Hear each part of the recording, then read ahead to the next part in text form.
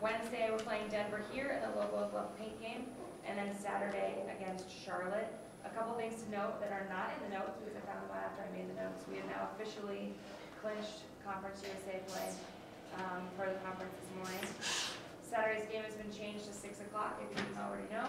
And after the game on Wednesday, Coach Fishbein will be available on Friday for interview before Saturday's game. So let me know if you want to catch up with him on Friday.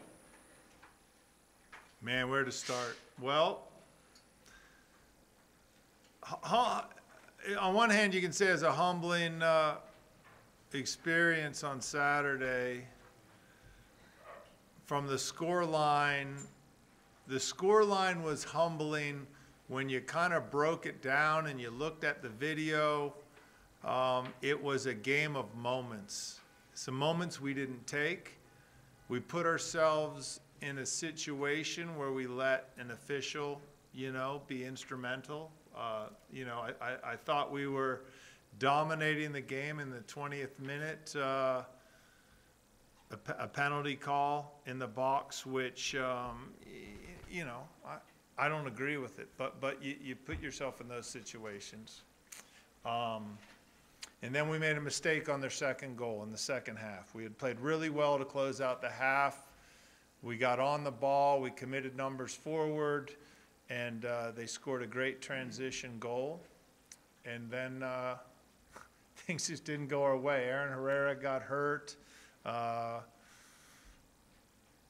We put in a guy who hadn't played much.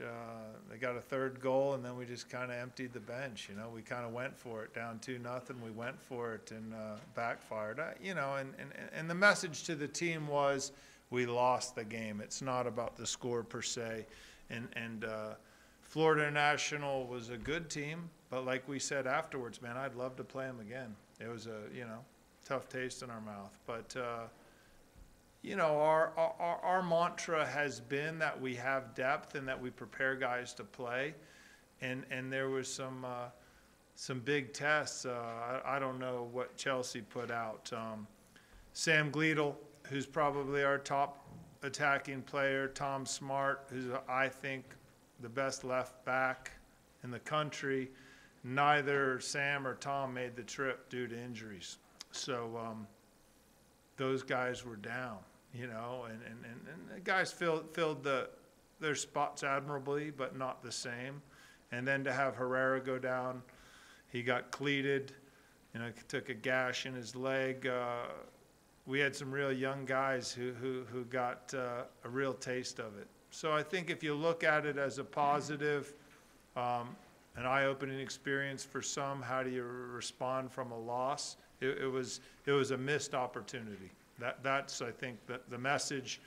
Tom's back for tomorrow night. Sam will be back over the weekend, so we'll be back to full strength. I don't know if Chelsea had mentioned it previously. There was like a family emergency with Ingi Johnson, the Icelandic center back who returned home to Iceland, disenrolled from school. So in the last 10 days, we've been tested a little bit, which isn't, you have to prepare for that. Good teams prepare for that. And we'll see. We'll see what our character is and where we're at. Tomorrow night's game, it's a good team from University of Denver. They've won their last couple, organized, tough. They'll propose a great test. Not propose, they'll provide a great test for us. So it's going to be a good one, and we'll see what we're about. I thought training was really good today. We got a focused group, and excited to get out there. And tomorrow, it's breast cancer awareness game. We're going to play in pink, and it's nice to support and promote such an important cause. We're happy to do that. And senior day next Saturday, so. A lot on the docket, that's for sure.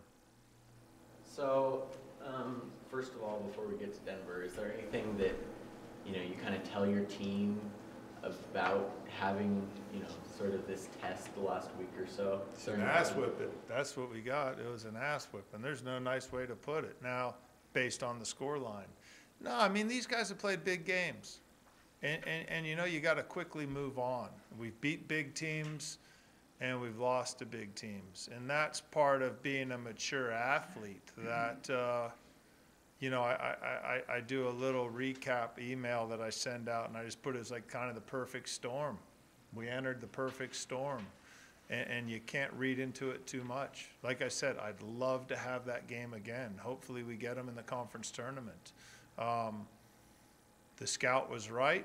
They're a good, mature team. They had 7 seniors. They had 2 special attacking players, and we played into their hands. So I view it as a tremendous learning opportunity. You have to. That doesn't define us. And you see it happen. It happens in sport. I don't know why, but it happens occasionally that, you know, fortunately it hadn't happened too often to us because that would be a hard one to swallow. But, no, I like our guys' reaction. How's the health this week? It's getting there. You know, Tom's back. He's going to play Wednesday. Sam trained today. We'll hold him out till Saturday. So getting back to full strength. You know, Herrera's fine. You know, it's just a cut. So we'll be ready. You know, losing Ingy, Matt Dorsey slid into that role and is an excellent center back. So I like where we're at. I really like where we're at when we'll have both Sam and Tom back. And you know, you expect to win every game. It's a good group. Good group. What are you gonna, go ahead. What are you gonna be looking for? What's your assessment of Denver before tomorrow night's game? You know, a former captain here, Levi Rossi, is one of their coaches. So that's always an interesting one to see him on the other side of things.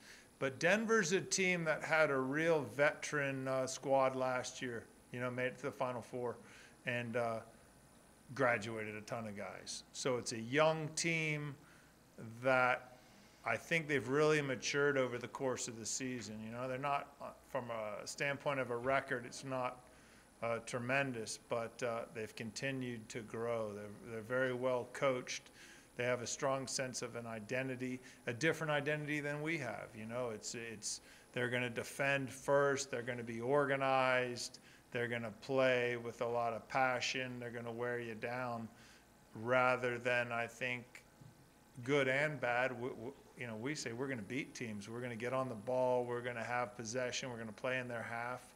So we have to be very good because they're prepared for it, and they have a couple special players that can score goals for them. So I think it's a heck of a challenge for us. How would you describe this group of seniors that you're going to be losing? I mean, you lose some key guys that are playing for you now, including your goalie and Lucas. You know, when you have guys that have put the effort and the sweat and everything they got into this program, they're never replaced. They're always part of things. You know, Jason's been a 4-year starter. Lucas Seligman's played a lot of big games. Sam Gleadle, a lot of big games. Luke Lawrence, you know, he joined us a little later in his career, big games. So you try not to focus on it too much. I don't even want to think of it as that their career as Lobos is coming, you know, to a close. Hopefully we have a lot more games and they get to see the field quite a bit. So I just really haven't dwelled on that. And you want them to be respected and feel really good about, you know, their tenure here. And they're wonderful students and big members of the community. So couldn't be prouder. Do you ever get used to that?